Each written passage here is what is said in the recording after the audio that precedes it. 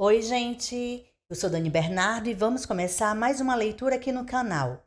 E lembrando que quem puder e quiser ajudar o canal, além do Valeu Demais, eu vou estar deixando na descrição do vídeo o Pix aqui do canal e o meu link de associados da Amazon. E o mais importante, não esqueçam de curtir, de compartilhar e comentar nos vídeos. Muito obrigada e vamos para a leitura.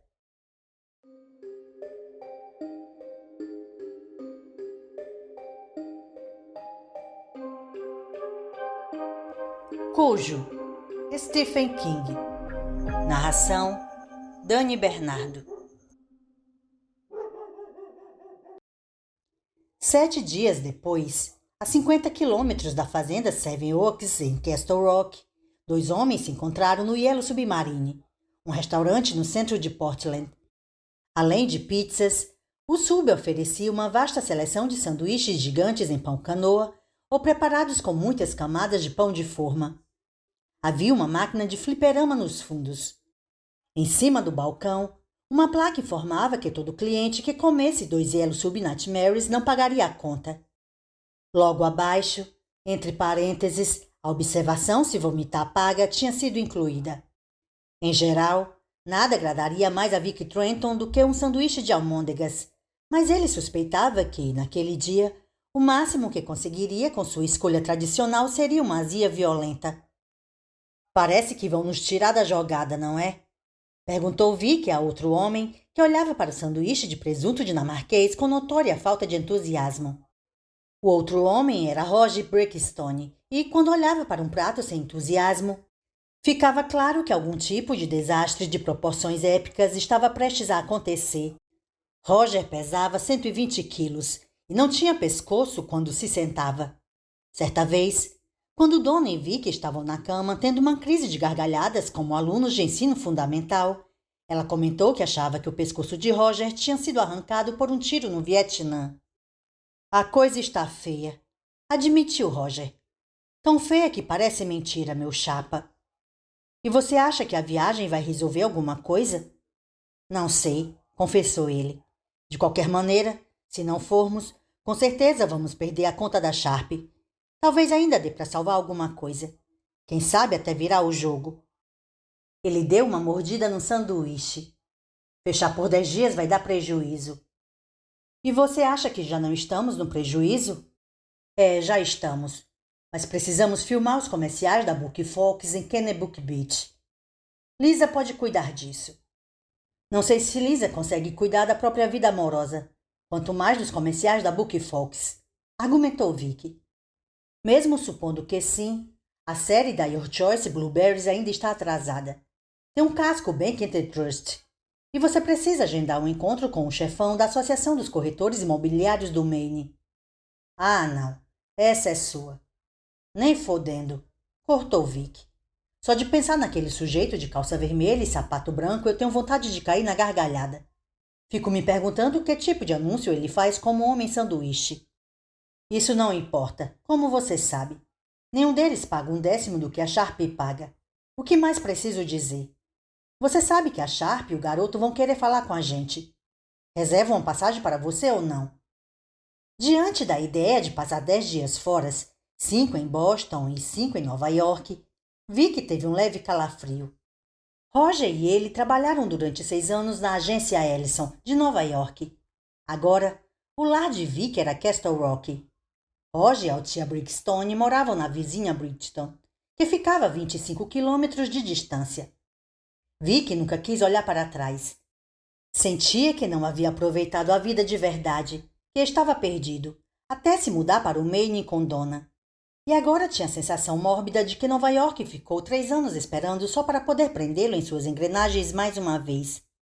O avião derraparia, sairia da pista e seria engolido por uma bola de fogo gigante, feita de combustível de alta tecnologia. Ou haveria um acidente na ponte Triborough, e o táxi que estariam seria esmagado como uma sanfona amarelo-sangue. Um delinquente usaria a arma em vez de só anunciar o assalto. Uma tubulação de gás explodiria e ele seria decapitado pela tampa de um bueiro que sairia voando pelos ares como um frisbee letal de 40 quilos. Algo assim. Se ele voltasse, A cidade o mataria. Roger, começou Vic, largando o sanduíche de almôndegas após uma pequena mordida. Você já pensou que pode não ser o fim do mundo se realmente perdermos a conta da Sharp? A Terra vai continuar girando. Mas e a gente? Perguntou ele, enchendo a tulipa de cerveja até a borda. Ainda tenho 17 anos de hipoteca para pagar e gêmeas que sonham em cursar a Bridgeton Academy. Você tem sua própria hipoteca, seu próprio filho e aquele velho Jaguar esportivo que vai exigir gastos pelo resto da sua vida. Eu sei, mas a economia da região está uma merda, exclamou Roger com violência, batendo com força o fundo da tulipa na mesa. 4 garotos na mesa ao lado, 3 usando camisetas de tênis da Universidade do Maine e outro com uma camiseta vermelha com a frase Darth Vader é gay, começaram a aplaudir. Impaciente, Roger fez um sinal com a mão para o grupo e se inclinou na direção de Vic. Não vamos conseguir nada fazendo campanhas para Your Choice Blueberries ou com os corretores imobiliários do Maine. E você sabe muito bem. Se perdermos a conta da Sharp, vamos à falência com certeza. Agora, se conseguirmos manter pelo menos uma parte da Sharp pelos próximos 2 anos, é provável que a gente consiga uma parcela do orçamento do Departamento de Turismo. Talvez até da Loteria Estadual. Se até lá os caras não puserem tudo a perder por má administração. Estou falando de filé mignon, Vic. Aí a gente pode dar um chute no traseiro da Sharp e daquelas porcarias de cereais. E todos viveremos felizes para sempre. O lobo mau precisará encontrar o jantar em outro lugar. Os 3 porquinhos estarão sãos e salvos em casa. Tudo depende de conseguirmos salvar alguma coisa, disse Vic. Algo tão provável quanto o Cleveland Indians ganhar o campeonato de beisebol este ano. Melhor tentar do que ficar de braços cruzados, meu caro. Vic permaneceu sentado em silêncio, olhando para aquele sanduíche convidativo, pensando. Aquilo não era justo, mas ele conseguiria conviver com a injustiça. O que doía era o absurdo da situação, que como um tornado de grandes proporções surgiu do nada em um céu claro, deixando um rastro de destruição por onde passou antes de desaparecer. Ele, Roger e a própria Edgeworks estavam preparados para estar na lista de baixas, independentemente de todos os esforços. Dava para ver a gravidade na cara redonda de Roger, que nunca estivera tão pálido e sério desde o dia em que ele e a tia perderam um filho, Timothy, para a síndrome de morte súbita, quando o bebê tinha apenas 9 dias de vida. 3 semanas depois da tragédia, Roger desabou e chorou copiosamente, com as mãos no rosto, dominado por uma tristeza profunda e desesperada, que levou o coração de Vic até a boca. Aquilo fora horrível, mas o pânico incipiente que ele acabava de constatar no rosto de Roger também era muito ruim. Tornados surgiam do nada no ramo da publicidade de tempos em tempos. Empresas grandes como a agência Ellison, com contas que somavam milhões de dólares, conseguiam segurar as pontas. Pequenos negócios como a Edgeworks não. Eles vinham carregando uma cesta com vários ovinhos e outra com um ovo enorme, a conta da Sharp, e agora não sabiam se o ovão estava perdido ou se, pelo menos, dava para fazer um omelete. Nada do que aconteceu era culpa deles, mas agências de publicidade costumavam ser ótimos bodes expiatórios. Vic e Roger se uniram naturalmente desde que fizeram o primeiro trabalho juntos na agência Ellison, 6 anos antes. Vic, alto, magro e um tanto calado, era o imperfeito para o Young gordo, feliz e extrovertido de Roger Burkstone. Os dois se entendiam não só no aspecto profissional, como também no lado pessoal. A primeira parceria foi um trabalho pequeno. Apresentar uma campanha com anúncios publicitários para a United Cerebral Palsy, organização sem fins lucrativos de ajuda a portadores de paralisia cerebral. Os dois criaram um anúncio em preto e branco, sóbrio, que mostrava um menininho usando enormes e agressivos aparelhos nas pernas ao lado da linha de 3 pontos de uma quadra de basquete da Liga Infantil. Usando o boné do New York Knicks, ele tinha uma expressão. Roger sempre defendeu a ideia de que era a expressão do menino que garantiu o sucesso do anúncio, que estava longe de ser triste. Era simplesmente sonhadora. Quase feliz, na verdade. O texto dizia apenas: Billy Bellamy nunca vai fazer uma cesta de 3. Abaixo, Billy tem paralisia cerebral. Mais abaixo, em fonte menor, ajude a gente, campeão. As doações para o CP aumentaram consideravelmente. Bom para eles. Bom para Vicky e Roger. A dupla Trenton-Perkistone estava formada. Meia dúzia de campanhas bem-sucedidas se seguiram, com Vicky se encarregando sobretudo do conceito mais geral e Roger se responsabilizando pela execução da ideia. Para a Sony Corporation, foi a foto de um homem de terno, sentado de pernas cruzadas, na faixa do meio de uma autoestrada com 16 pistas, um grande rádio Sony no colo e um sorriso de pura satisfação na cara. O texto dizia: The Police, Rolling Stones, Vivaldi, Mike Wallace, The Kingston Trio, Paul Harvey, Patti Smith, Jerry Falwell. E abaixo disso, Olá Los Angeles. Para o pessoal da Voit, fabricante de material esportivo para natação, bolaram um anúncio que mostrava um homem que era a antítese perfeita do rato de praia de Miami. De pé, em pose arrogante, com os ombros desalinhados na praia dourada de algum paraíso tropical, o modelo era um cinquentão com tatuagens, barriga de chope, braços e pernas musculosos e uma cicatriz rugosa ao longo de uma das coxas. Nos braços, o sangue bom trazia um par de pés de pato Voit. Dizia o texto: Amigo, eu ganho a vida mergulhando. Não dou mole para o azar. Havia muito mais por trás, coisas que Roger sempre chamou de blá blá blá. Mas o texto em negrito era o gancho de fato. Vicky e Roger queriam que o texto dissesse: Não dou mole para ninguém. Mas não conseguiram convencer a Voit. Uma pena. Vicky gostava de deixar claro quando tomavam umas e outras. Teriam vendido muito mais pés de pato. E havia a Sharp. A Sharp Company de Cleveland estava em 12º lugar entre as grandes indústrias de alimentação dos Estados Unidos quando o velho Sharp, não sem relutância, decidiu procurar a agência Ellison em Nova York, após 20 anos de parceria com uma agência local.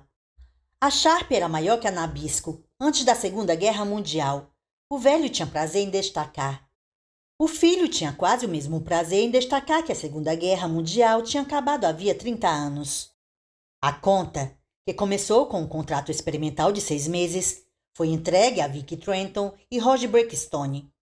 No fim do período de teste, a Sharp tinha pulado da 12ª para a 9ª posição no mercado de biscoitos, bolos e cereais. Um ano depois, quando Vicky e Roger pediram as contas e se mudaram para o Maine para abrir o próprio negócio, a Sharp Company já tinha alcançado o 7º lugar. A campanha foi matadora. Para a Sharp Cookies, Vicky e Roger desenvolveram o Bond Mirror, um xerife desajeitado cujos revólveres atiravam biscoitos em vez de balas. Choca Chippers em alguns comerciais, Ginger Snaps em outros, ou Toast Oatmeal nos demais. Tudo oferecimento da equipe de efeitos especiais. Os comerciais sempre terminavam com o Bond Mirror sentado no alto de uma pilha de biscoitos, ar tristes e revólveres descarregados. Bem, os bandidos escaparam. Dizia ele a milhões de norte-americanos quase todos os dias. Mas eu fiquei com os biscoitos. São os melhores biscoitos do Oeste. Talvez até do mundo inteiro, acho. Aí Bond Mirror mordia um biscoito. Sua expressão sugeria que estava tendo o equivalente gastronômico ao primeiro orgasmo de um garoto. Corta. Para a linha de bolos prontos, 16 variedades que iam do bolo de laranja ao cheesecake, passando pelo bolo de chocolate, foi criado o que Vicky chamava de anúncio do George e da Grace.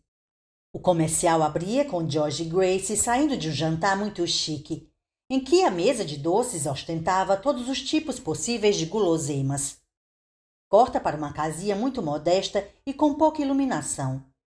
George está sentado diante de uma simplória mesa de cozinha, coberta com a toalha xadrez.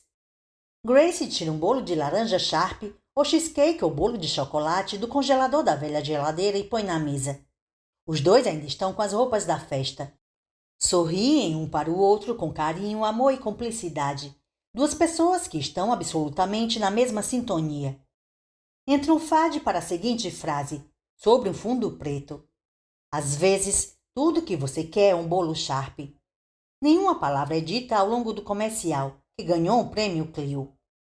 Outro premiado foi o professor Cereal Sharp, reconhecido no mercado como o anúncio mais responsável já produzido para a programação infantil em todos os tempos. Vicky e Roger tinham considerado a peça sua obra-prima, mas agora era justamente o professor Serial Sharp que voltava para assombrar os dois. Interpretado por um ator na casa dos 60 anos com reconhecido talento para representar personagens excêntricos, o professor Serial Sharp estrelava um comercial sóbrio e de tom corajosamente adulto em meio ao mar de anúncios infantis recheados de animação dos concorrentes, que vendiam chicletes, bicicletas, bonecas, figuras de ação e também cereais. O comercial se passava em uma sala de aula vazia. Uma cena identificada na hora pelo público cativo dos programas infantis que rodavam desenhos animados como Pernalonga e Papaléguas nas manhãs de sábado. O professor Serial Sharp usava paletó, colete com gola V e camisa com colarinho aberto. O visual e o jeito de falar eram levemente autoritários. Vicky e Roger conversaram com cerca de 40 professores e meia dúzia de psiquiatras infantis e descobriram que aquele era o modelo de figura de autoridade com que a meninada se sentia mais à vontade e o tipo que pouquíssimas crianças tinham em casa hoje em dia. O professor Serial estava sentado à mesa, o que lhe conferia certo ar de informalidade. A alma de um sujeito de verdade estava escondida sob o paletó de tweed verde acinzentado, poderia pensar o jovem telespectador, embora falasse devagar em tom grave. Não dava ordens, não falava alto. Não tentava persuadir, nem tentava engabelar ou puxar o saco. Falava para milhões de telespectadores que usavam camiseta, comiam cereal e assistiam a desenhos animados como se fossem gente de verdade. Bom dia, crianças, dizia o professor em voz baixa. Este é um comercial de cereal. Escutem com atenção. Eu sei muitas coisas sobre cereais, porque sou o professor Serial Sharp.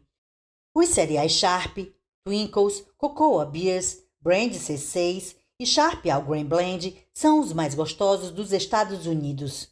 E fazem bem para você. Uma pausa dramática e então o professor Serial Sharp sorria. E quando ele sorria, o telespectador sabia que a alma de um camarada de verdade estava ali. Acreditem em mim porque eu sei. Sua mãe sabe. Achei que você ia querer saber também. Um rapaz entrava no anúncio naquele momento e entregava ao professor Serial Sharp uma tigela de Twinkles, Cocoa Beers ou algo do gênero. O professor Serial Sharp dava uma colherada, depois olhava para dentro de todas as salas de estar do país e dizia: Não, nada de errado aqui. O velho Sharp não gostava da última frase, nem da ideia de que alguma coisa pudesse estar errada com um dos cereais. Depois de muita insistência, Vicky e Roger acabaram conseguindo convencê-lo, mas não com argumentos racionais. Fazer anúncios não era um negócio racional. Era comum você fazer o que achava certo, mas isso não significava entender por que aquilo parecia certo. Vicky e Roger achavam que a última frase era ao mesmo tempo simples e poderosa. Saindo da boca do professor Serial Sharp era o toque final, tão reconfortante quanto um cobertor quentinho. Nunca vou machucar você, era a mensagem implícita. Neste mundo em que pais se divorciam, em que crianças mais velhas costumavam bater até cansar nas mais novas sem motivo, em que o time adversário muitas vezes arrasava com o seu na liga de beisebol, em que os mocinhos nem sempre venciam como na TV, em que você nem sempre era convidado para a melhor festa de aniversário, enfim, neste mundo em que tanta coisa dava errado, sempre haveria Twinkles, Cocoa Beers e All Grain Blend, e eles sempre seriam saborosos. Não, nada de errado aqui. Com uma pequena ajuda do filho de Sharp, Roger comentaria mais tarde que qualquer um seria capaz de jurar que o rapaz tinha sido responsável por criar e escrever o anúncio. O conceito do professor Serial foi aprovado e o comercial passou a marcar presença constante nas manhãs de sábado e também nos intervalos de programas infantis que iam ao ar durante a semana. Os cereais conquistaram uma fatia de mercado ainda maior que os demais produtos da Sharp, e o professor Serial se transformou em uma instituição dos Estados Unidos. A frase, não, nada de errado aqui, se tornou um desses bordões nacionais, significando quase a mesma coisa que fica frio ou relaxa. Quando decidiram abrir o próprio negócio, Vicky e Roger seguiram à risca o protocolo e não procuraram nenhum cliente antigo até que a relação com a agência Ellison estivesse formal e amistosamente extinta. Os primeiros 6 meses em Portland foram um período de muita pressão e preocupação para todos. O filho de Vicky e Donna, Ted, tinha só 1 ano de idade. Donna, que morria de saudade de Nova York, se revezava entre o mau humor, a petulância e o medo puro e simples. Roger tinha uma úlcera antiga, um ferimento de batalha causado pelos anos de guerra no mundo da publicidade em Nova York, que voltou com força quando ele e a esposa perderam o filho, o que o levou a se transformar em um consumidor discreto, porém contumaz de antiácidos. Para Vicky, a tia parecia ter se recuperado tão bem quanto possível, diante das circunstâncias. Donna, porém, observou que a plácida tia trocou a dose única de bebida pouco alcoólica antes do jantar por 2 doses antes e 3 depois.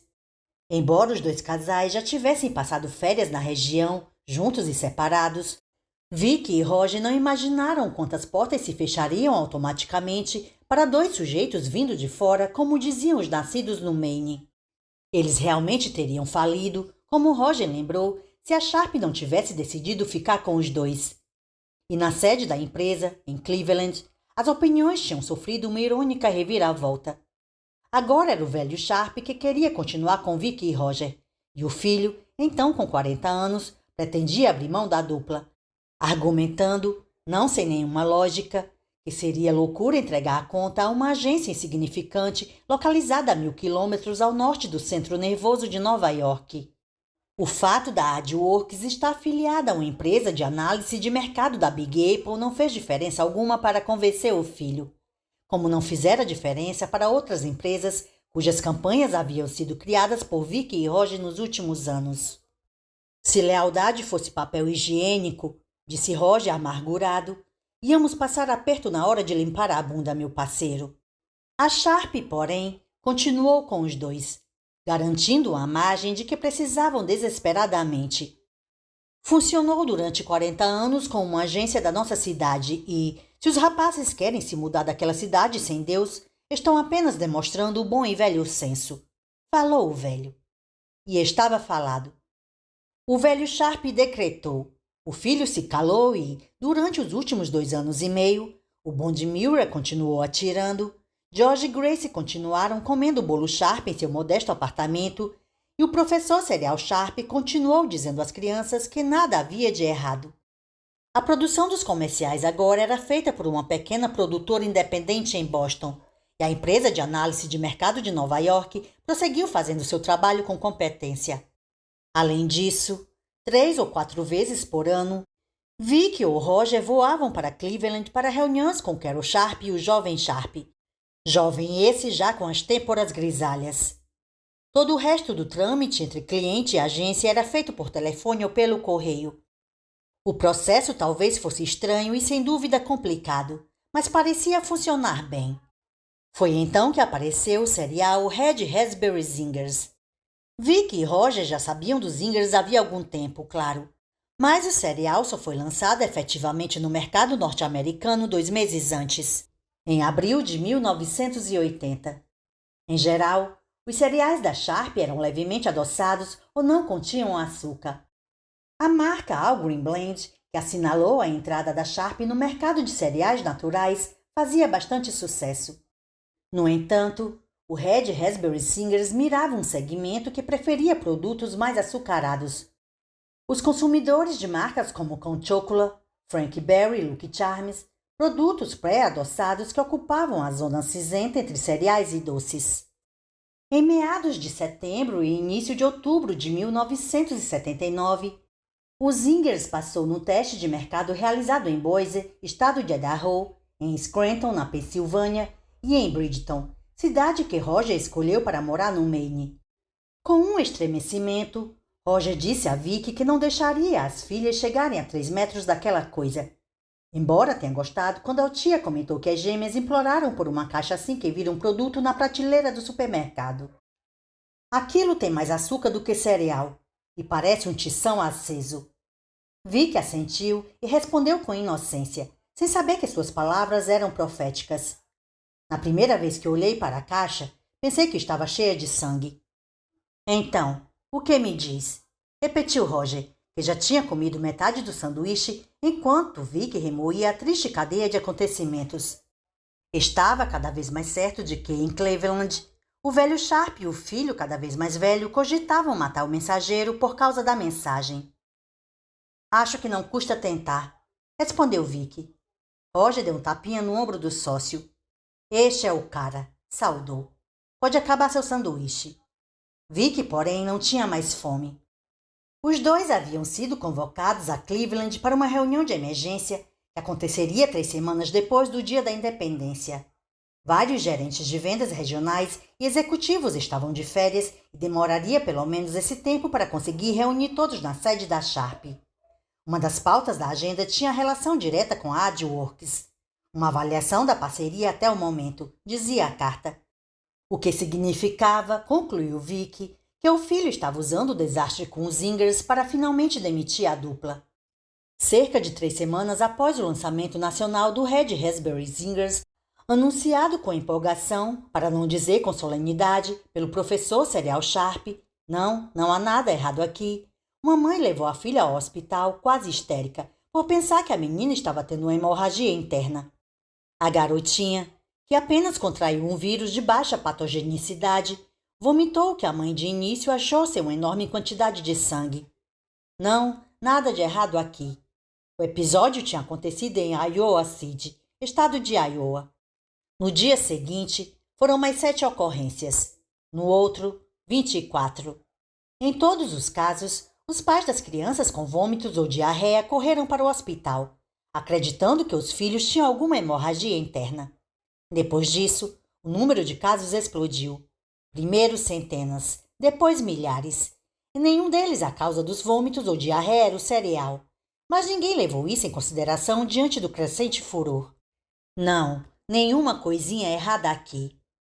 Os casos se espalharam do oeste para o leste. O problema era o corante que dava a cor vermelha característica dos Zingers. O corante em si era inofensivo, mas isso também não foi levado em consideração. Alguma coisa tinha dado errado e, em vez de digerir o corante vermelho, o corpo humano simplesmente o passava adiante. O corante expelido estava presente em um único lote de cereal, mas era um lote imenso. Um médico disse a Vic que, se fosse realizada uma autópsia em uma criança que tivesse morrido logo após ter ingerido uma tigela grande do Red Raspberry Zingers, o exame revelaria um trato digestivo tão vermelho quanto um sinal de pare. O efeito era estritamente temporário, mas isso também não foi levado em consideração. Roger comentou que, se fosse para morrer, que morressem atirando. Propôs uma maratona de reuniões com a equipe da Image Ayer, sediada em Boston, que produzia os comerciais. Queria conversar com o professor Serial Sharp em pessoa. O ator estava tão envolvido com o papel que ficou mental e emocionalmente arrasado com o acontecido. Já em Nova York, eles encontrariam o pessoal do marketing. O mais importante de tudo seria as quase 2 semanas no Ritz-Carlton de Boston e no N Plaza de Nova York. 2 semanas em que Vic e Roger estariam lado a lado, digerindo as informações recebidas e fazendo brainstormings, como nos velhos tempos. Roger esperava que o processo levasse à criação de uma campanha de resposta que deixasse boquiabertos o velho Sharp e o filho. Em vez de ir a Cleveland de cabeça baixa, prontos para a guilhotina, os dois apareceriam com planos de batalha delineados para reverter os efeitos dos estragos causados pelos Zingers. Essa era a teoria. Na prática, ambos sabiam que as chances eram tão pequenas quanto as de acertar um arremesso de 3 antes do meio da quadra no último segundo de jogo. Vic tinha outros problemas. Sentia que, durante os últimos 8 meses, ele e a mulher estavam se afastando. Ainda amava a esposa e praticamente idolatrava Ted, mas a situação estava indo de incômoda a ruim. E Vic pressentia algo ainda pior, e tempos ainda piores logo à frente. Talvez em um horizonte bem próximo, como a viagem, uma grande maratona que passaria por Boston, Nova York e Cleveland, aconteceria no período que ele deveria passar em casa, fazendo coisas com a família, talvez não fosse uma ideia tão boa. Nos últimos tempos, quando olhava para a dona, via uma estranha escondida atrás das retas, dos ângulos e das curvas do rosto da esposa. Sem falar na dúvida que ficava martelando em sua cabeça todas as noites em que não conseguia dormir. Noites cada vez mais corriqueiras. Será que ela tinha um amante? Não tinham dormido junto muitas vezes recentemente. Será que ela o estava traindo? Vicky esperava que não. Mas será que acreditava nisso? Acreditava mesmo? Diga a verdade, Sr. Trenton, ou será obrigado a arcar com as consequências. Vicky não tinha certeza, nem queria ter. Temia que, se tivesse certeza, seria o fim do casamento. Ainda era completamente apaixonado por Donna e nunca cogitou a ideia de uma pulada de cerca, mas até conseguiria perdoá-la se isso acontecesse. Só não admitiria ser traído em sua própria casa. Não aceite um chifre calado, pois vai acabar dando na pinta e as crianças vão rir de você na rua. Ele... Como? Perguntou Vicky, saindo do devaneio. Não entendi, Roger. Eu disse, aquela porcaria de cereal vermelho. Fecham aspas. Foi exatamente isso. Verdade. Um brinde a isso. Um brinde, disse Roger, erguendo a tulipa. Vicky bebeu.